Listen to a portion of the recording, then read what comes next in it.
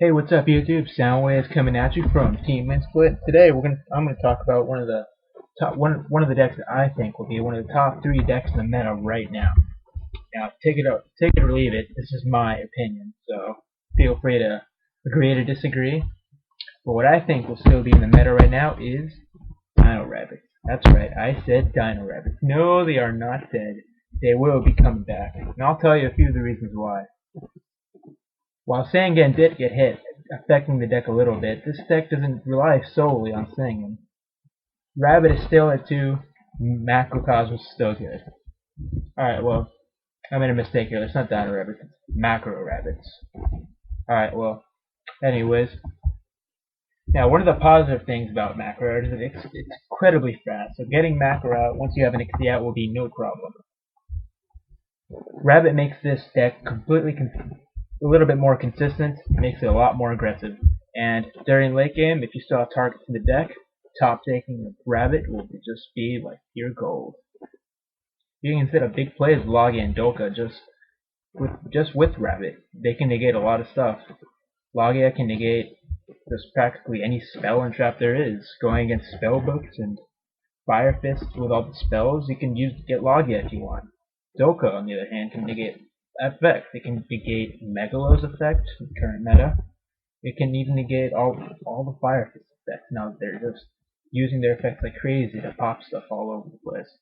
And even if you don't have Rabbit first turn to set up those plays, well, that's fine. Just summon a monster. Saber Source is at 1900 attack. Not even Thunder King nor Fire Dog can get around that. And I mean, if for some reason your opponent can't get around that one monster and you have Rabbit next turn, get out Rabbit and lock them down. You can get Logia, Doko, or even go for Shockmaster, because Shockmaster wins games. Now, Quabbles are also pretty good too. And a lot of Fire Fist attack are normally at pretty low, without the assistance of magic cards. That being said, if Guayaba can run him over, just get a +1, easy setup. Guayabas can even run over a Lind if they were set by a Mermail player. Now, other cards to be noted in the deck, Grandmal. While it's not the greatest card to have, it does the job, getting over XCs. And the Tour Guide engine, making this deck a lot faster. And like I said, even though Sangan got hit, it's still pretty consistent with Tour Guide. And now talk about the notable magic trap cards in the deck are Lance and Macro. Lance would be amazing in this format right now, seeing as all the reliance that Fire Fist have on magic cards right now. Lance them and they are unaffected by all those cards. Not only that, just lancing anything when you have a Logia on the field, a 2400 beater, can't get. There's not many things that can get around that. And of course, the star card of the deck, besides Rabbit, is Macro. Not only is like I said earlier, with the speed of the deck, this deck just thrives on having Macro on the field, and with the current meta, Mermails having all their effects to discard, and Macro just kills the deck. They can't do anything without their effects. Hoping to top deck an MST maybe, and Fire Fist. All they really do is just pop their magic to the grave in order to get something good off it. I mean, with Macro, they can't even do that. Their effects won't even be able to go off. Dark Worlds. Well, Dark Worlds aren't really meta. I'm personally annoyed by them. With Dark Worlds would be unable to go off with Macro on the field. And of course, Macro just interferes with a lot of other things. Honest, Machina Fortress, the random things, like the little things.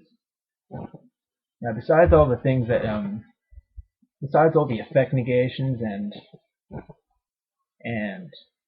of course the overall hatred people have towards this deck, towards so much control, I mean, there are other reasons why this deck is pretty good. Right now, building this deck is extremely cheap compared to the meta right now. Mermails are easily like $100, $200 right now. Fire Fists are going up in price now that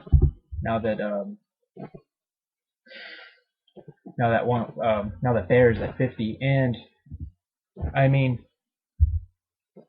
this deck can just be like $50 if played right. I mean, now that Rabbit got reprinted, it's extremely cheap. spellbook, so don't even get me started in spellbooks. It's like $3 plus $100 that. Now, while this deck is pretty good, there are a few backlashes to this. Normally during the second game, though, when people side in cards like Chain Disappearance will kill Rabbit completely.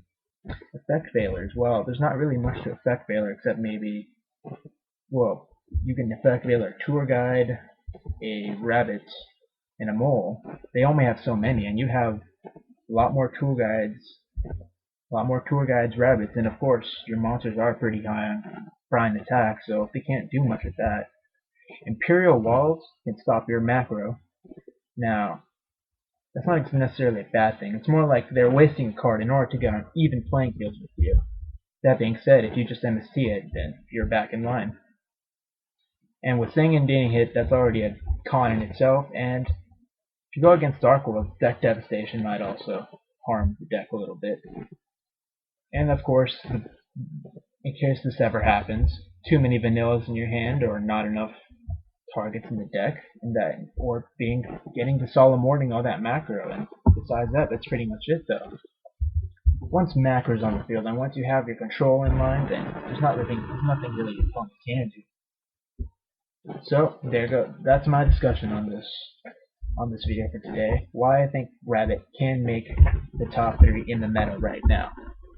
Now, all opinion, but feel free to agree and disagree.